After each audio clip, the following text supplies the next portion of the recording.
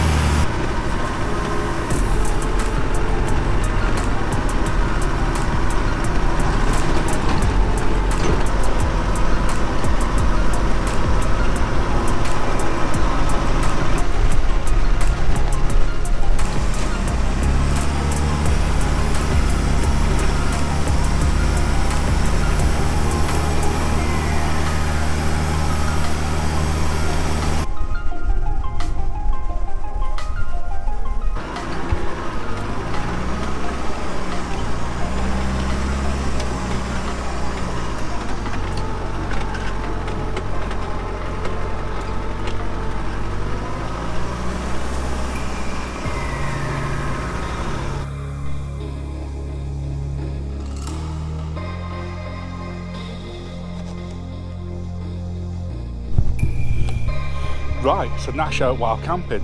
I'm not going to do this thing justice purely because there's 60 acres, and as we came in there's like tracks going all over the place where they work the land, and she's like, oh yeah, there's people up in that woodlands, there's people down in that woodlands. Took us up here and she goes, yeah, over that way there's someone over there, feel free to explore the site, which the footage won't do it justice. This is like a little off-road course, this place. If you ain't got a capable vehicle, you're not getting to where we are now, that's for sure. So yeah, no show ponies. But for the people that are over this side of the country, I think this is going to be a good Patreon spot, as well as that one. I'm not sure when this video is coming out, but there should be some details on her one around the Derby way on soon. So what we're doing, Stu's going to cook us tea. And I'm just trying to cool down because I've just had 5 hours of deafening, droning noise, extreme heat, and as much as it didn't overheat, the temperature gauge was up at 100, so I'm running the heaters on the way here. So I've done 2-3 litres of water on the drive here and I'm still feeling it. So we can have an hour now. Luxury, slow the pace down. This is where I was laughing because Stu's in the disco, and I was just thinking all the way here, he's had his music on full blast. I could hear him at junctions. He's had his music on full blast. He's been in his armchair and he's loved it. He has been driving 11 hours. But at the same time, it's coming into its own now because this is where it excels. It is the base camp.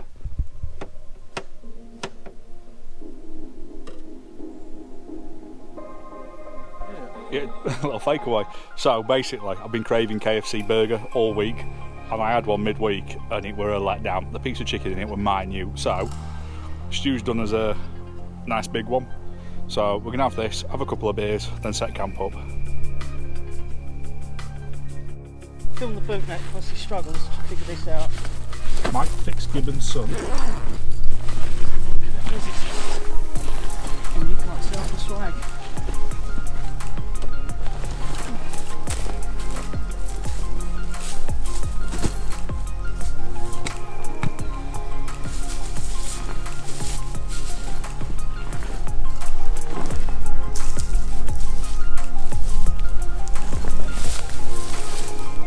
It's not bad there if you have your head at the top where your left hand is.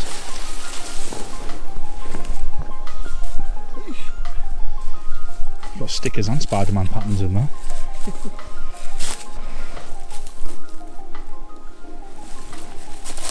And if you undo the tab, it'll rub it and it diggers.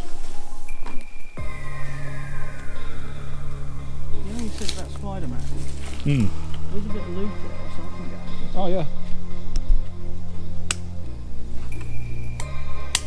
So is there any pegs forward? Well that's what the lube's for, it was pegging. No, you don't need it, mate. That literally is good to go in this weather.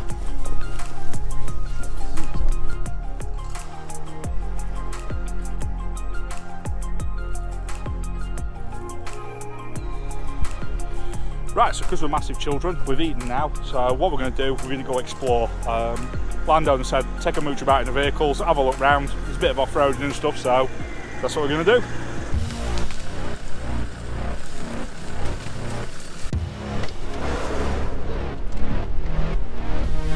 So we're going left.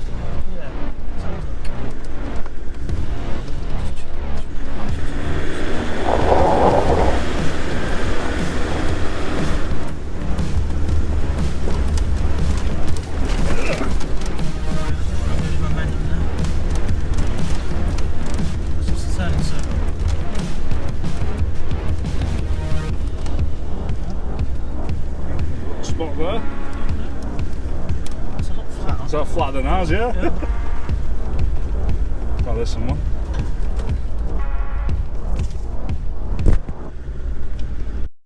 This is a fun little place. I like it. I do like it. Why isn't this in Yorkshire? Have you noticed all the best off-roading now is Wales? So we need to go to strata straight away. If we knock. What are you doing with your tiny saw, Rich? This goes back to a conversation I had the other day, and basically it turned out the average for the UK is 4.5 inches, and I laughed and said, you know, you got an extra 4 inches there and you don't even use it. Now that I've snapped my brand new saw, I get why people whine now. I'm just like, I'm going into it, you're just going to have the same effect. Can you believe this? Right, Fiskars axes, bomb proof, love them. Missus got me this for Christmas. First time I've got it out of the box and used it. Well, like third, fourth piece that was cut, it nipped, pushed, straight snapped. I'm actually genuinely gutted because it was cutting so fast. Anyone else use these? I was actually mega impressed until I got to like the third or fourth piece.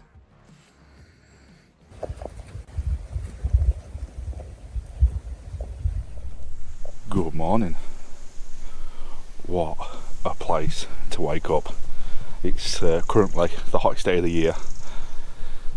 We're in the woods, top of a massive hill. And it's not hot, it's not cold, it's just right in the shade.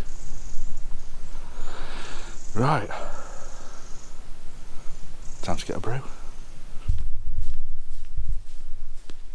Got you boiling in the bag. It's all day breakfast. Oh yeah, they're the best MREs ever. Oh yeah. Yeah. I think this might actually be a dessert one. It's a Mr. Whippy. Oh nice. Thanks for the hot sauce yesterday. Tasty. Porridge. I know your opinions. Yeah, no. Water or milk. Yeah, this has actually started into a bit of a debate because I just fill it up to the line with water, leave it for 5 minutes, either put a bit of jam in or put a bit of maple syrup in. Stu, on the other hand, has a thing for milk. I didn't know it was a thing for milking. Yeah, what are you saying?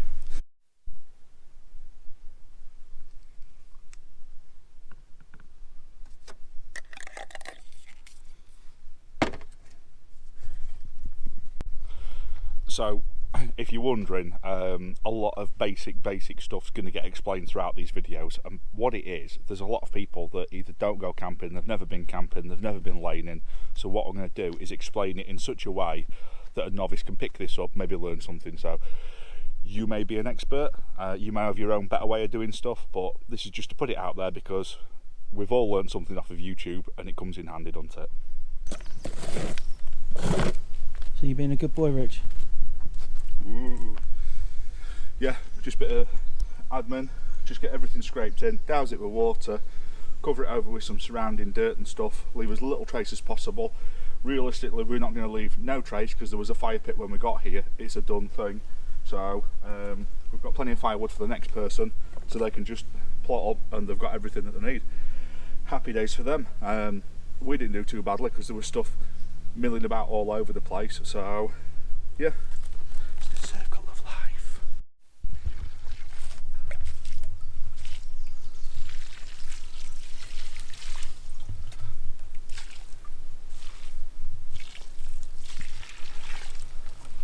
tracks around, job's a good one. Luckily where we're going, there's a good stream going through it, so we can replenish this. As well as that, worst case, there's another 60 litres on the onboard tank.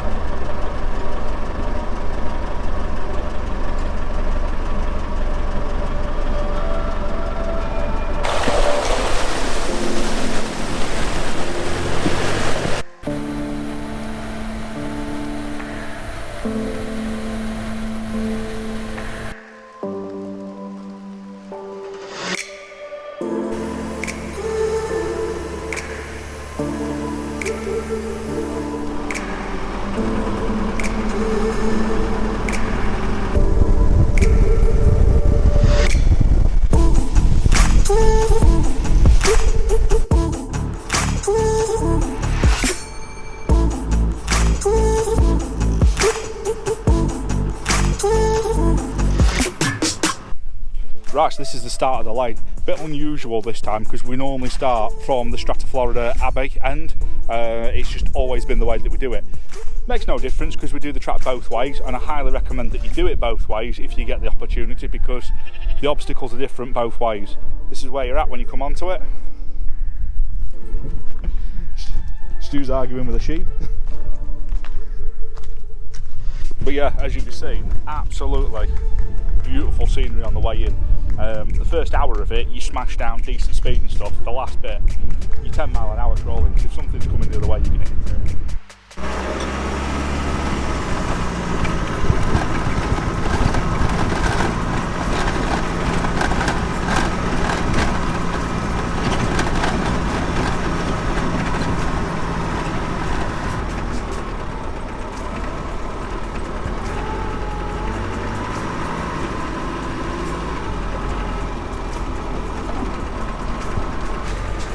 So all you people that want to do this lane with roof tents on, you can thank me in the comments below for clearing all the trees with my roof rack.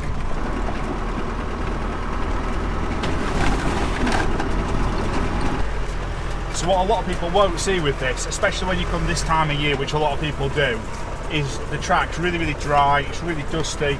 There's a couple of little water crossings and stuff, but nothing major. If you come in the middle of winter, it's a totally different story. A lot of people will blame the erosion on the 4x4s, but realistically, there's a lot of water that comes down the tracks. It gets that bad that a lot of the rivers, it'll be well over waist deep, fast flowing water, very fast flowing water, to the point where you get your recovery gear out before you do the water crossing kind of bad. As well as that, the tracks themselves turn into streams and water runs down those. So yeah, take it with a pinch of salt. There's some absolute melts that do bad off-piste driving into the bogs and all the rest of it. And then I also have seen people doing, like at the bomb hole, where they'll do both slopes up. Technically, only one of them's part of the track. But if you see this place in winter, there's no 4x4 that's going to do any damage compared to you know, a few days worth of rainfall. Each to their own opinion on that one. Some people get emotional about it, some people take it with a pinch of salt and use common sense.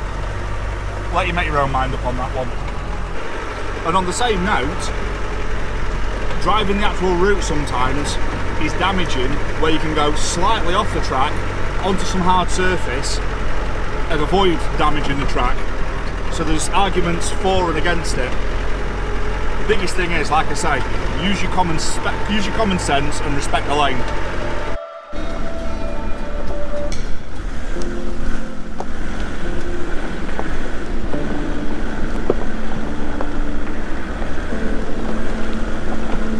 So bits like this in winter are actually under the water, and the water goes all the way up to grass level.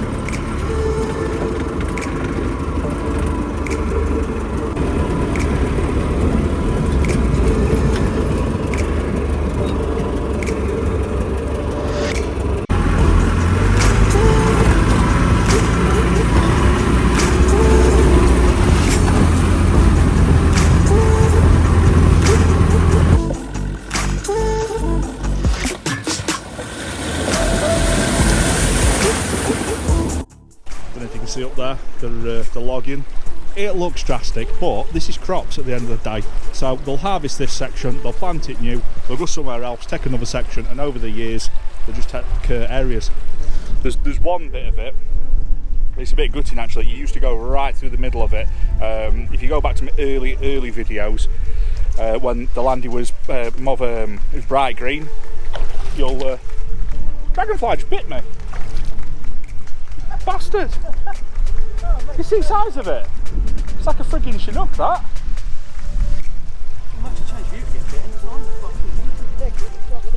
So were you tickling me at first? Thought you were a long way away to be doing that. Anyway. So yeah, you used to drive through a bit of the forestry a bit, but it's all gone now because they've cut that section, but things change. You're staying hydrated? Staying hydrated. Got my gypsy fighting juice. It's too hot, isn't it? This is what you do. You get a nearly 40-year-old Land Rover Campervan and you drive it in the hottest days on recorded history in the UK.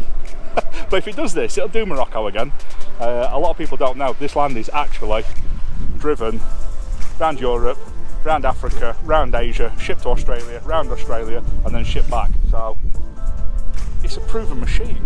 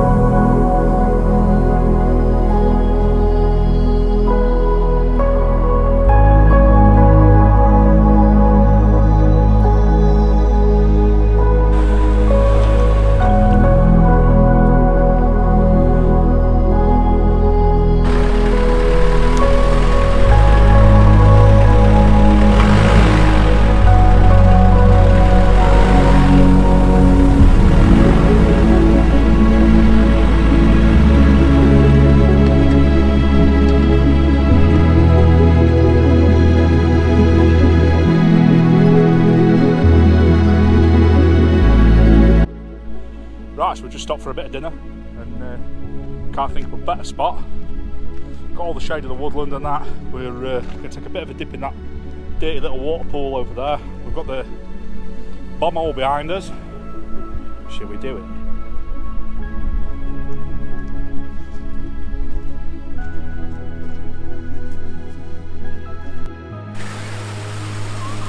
The water was brown before I got in. Stop being a fanny and get in there.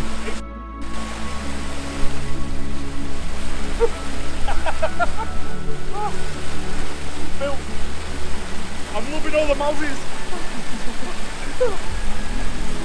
Instagram.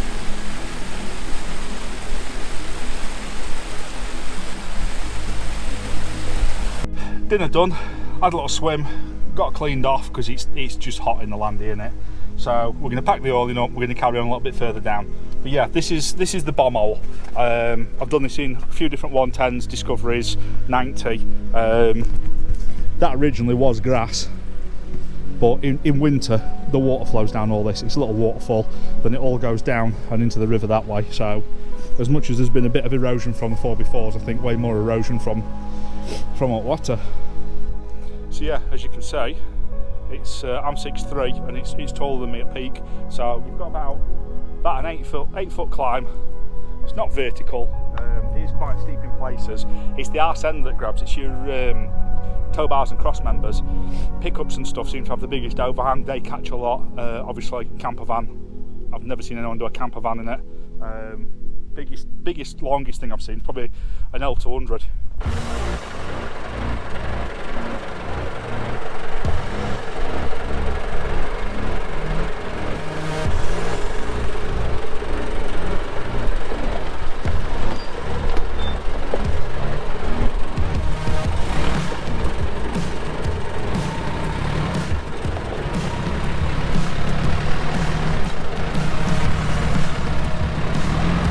Yeah, you're just gonna do it. Go on. You're gonna do it. Keep going, you're gonna do it. Go on. You've made it.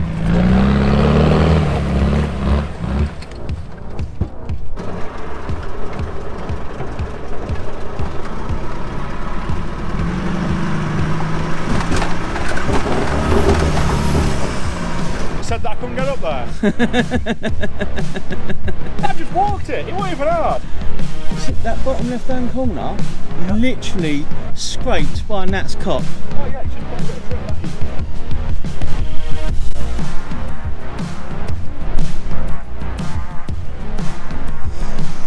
Oh, we're down now.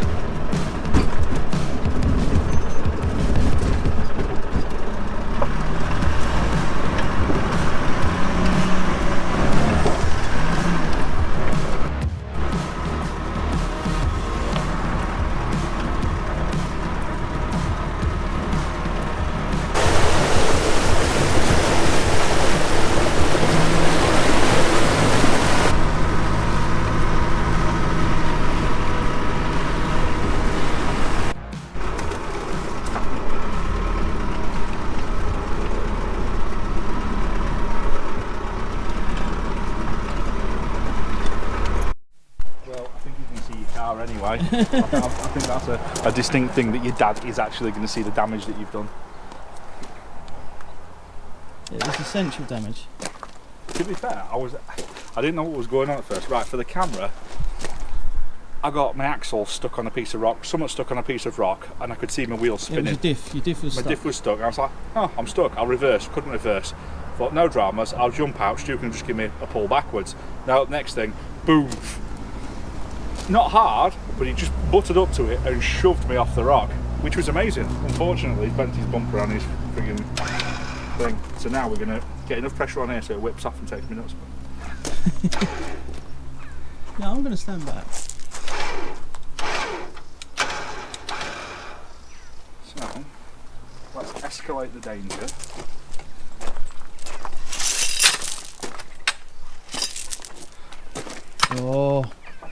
You're going to jack me off? I'll teach you a lesson. I'll teach you a lesson. Do you want to explain that for people that haven't seen?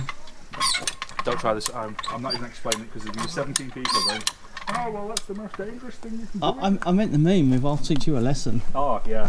Have a look at Siamese twins. Well, it's not just Siamese twins, is it? What is it? Why is my car getting close? It is, isn't it?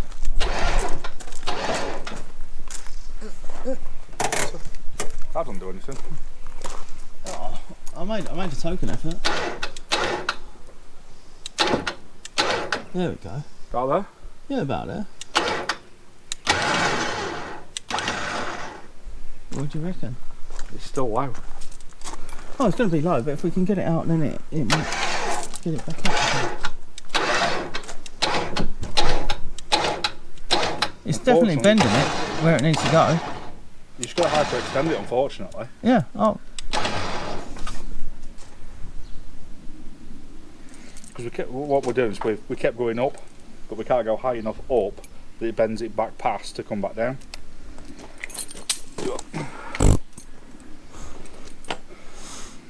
He buys me a pint and I'm useless.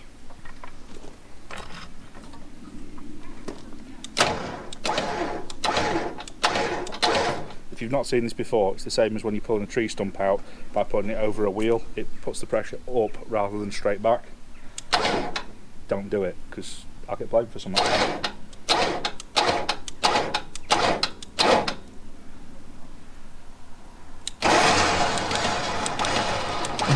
I think that's hyperextending enough, isn't I it? think that's about as much as we can.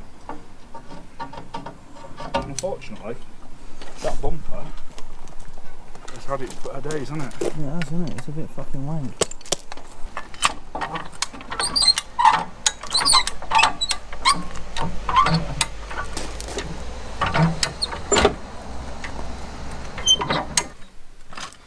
Do you want to have a go at it?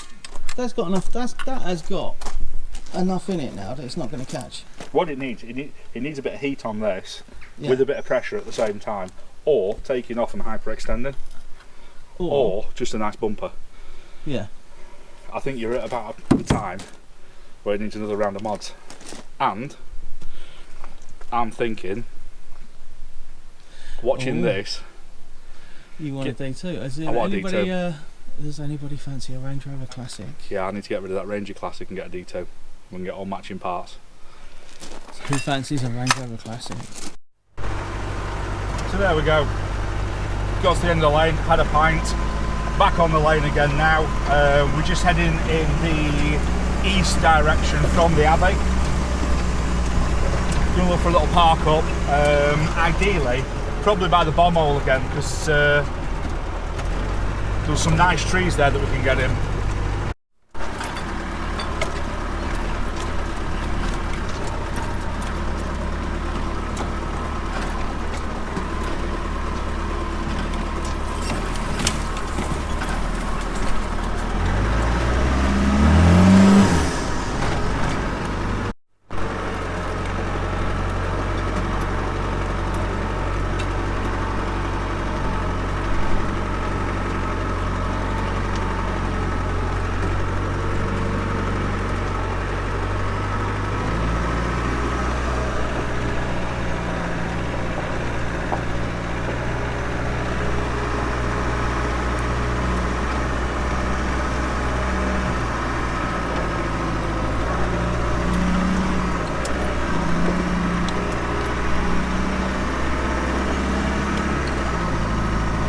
Right, so I like this bit. As you've noticed from this video, I'm not choosing the easiest line because what's the point? And like this section here, it doesn't look like much. However, if you look at some of these undulations, there's some right axle twisters. Realistically, put your right wheel there and just go all the way around the edge. You get one bit where you cross axle there. It's not bad, but where's the fun in that? So, as you've seen throughout the day, there's a few bits where we take the hardest line just because it's a test of the vehicles, isn't it? It's nice to know what they actually do. how well they do it, rather than having a show pony on your drive that you just take to shows or meetups and stuff. That's fun, but why even have a 4x4, do you know what I mean?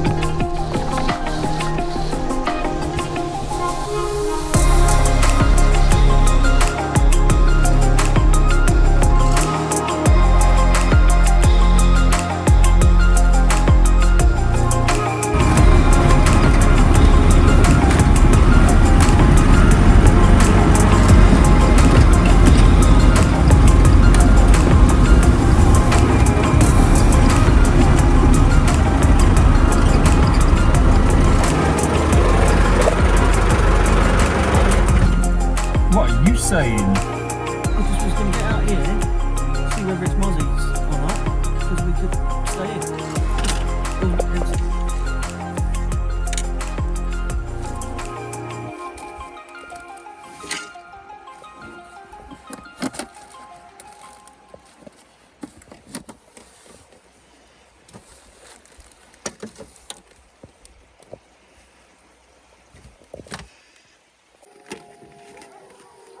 You can hear that too, can't you, Stu? Oh, yeah. See, I was worried about skinwalkers, now it's wolves. Just fucking wolves.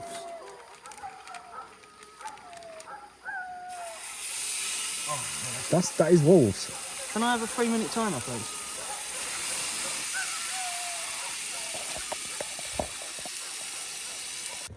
So, we failed miserably at sitting outside. We're in a lay-by behind some frigging, I don't know, wolfman's house or something. We've got the window open and the grill shut, but I think every midge in Wales is actually inside my Land Rover now. So we're gonna have a snap. It's late o'clock anyway. I'll have a couple more beers and stuff and then crash. So I'll probably see you in the morning, people. Stu, he started telling me a story at 10 o'clock and he's light again. Oh, We really need to go to bed. good night, John boy. Good night, John boy. Moon's still out, so it can't be too late.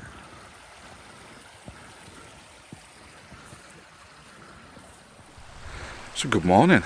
This is where we woke up.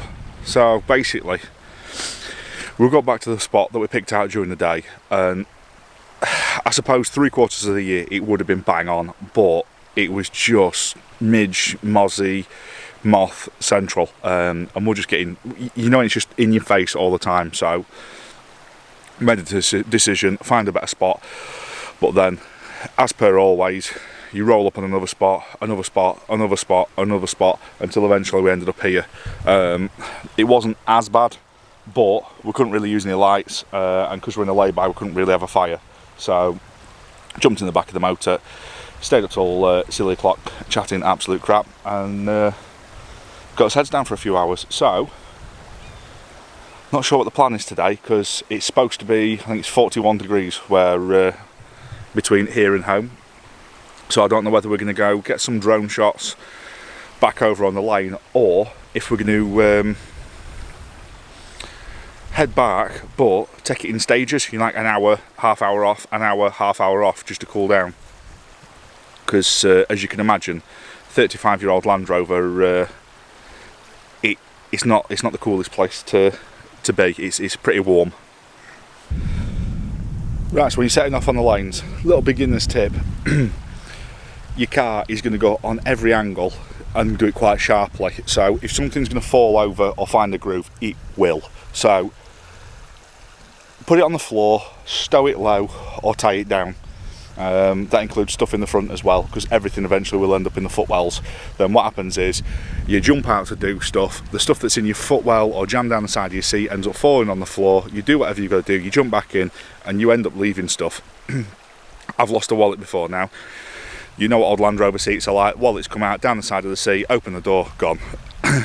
And all the stuff in the back, it will find its own place. So do the best that you can to start with. Any heavy items, any breakable items. When I lane, I tend to leave the bed set up, because you've got a big cushioned area, so I can put my camp chair and everything on top of it. It's a big flat surface. I mean, don't get me wrong, yesterday we did some silly stuff in the bomb hole, and even on my bedding, everything ended up on the floor. But you do the best that you can with what you've got.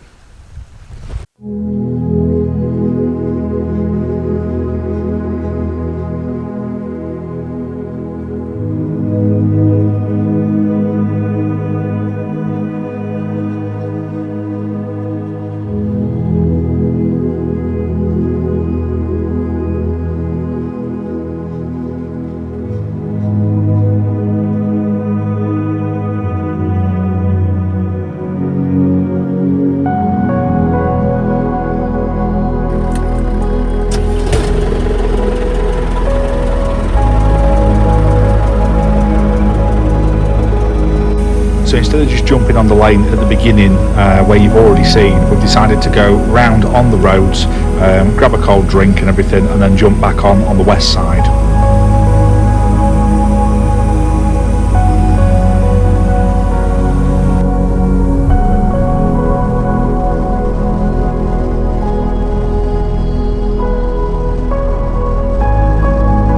Soaking up this beautiful scenery, little did we know, moments later disaster's going to strike.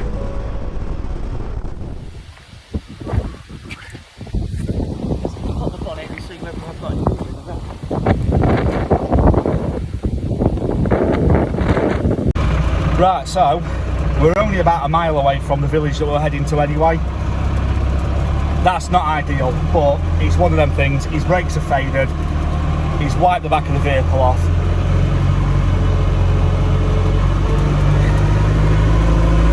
Bit wounded like, but at the end of the day, I'd be fucking raging, but it's my best mate in it, and these things happen, so it's one of them. I think it's the rear cross member and the box, and that's it. So hopefully it's a cosmetic write-off. I'll cut this box off, I'll put a modern composite box on, new cross member on, jobs are good and we're back on the road. Unfortunately, yeah, I'm going to have to get another car in the meantime, because this is going to be over the next year project. So, if anyone wants to buy a Range Rover that's an absolute frigging nail, give us a shout, get that off my drive. This will replace its place, and we'll get a daily runabout like a Disco or a Land Cruiser. So day 2 of getting the shots to make this a more complete video went right out the window. So obviously everything went to pot once the crash happened, so there'll be a follow-on video to this, so make sure you subscribe and give us a comment and we'll go from there.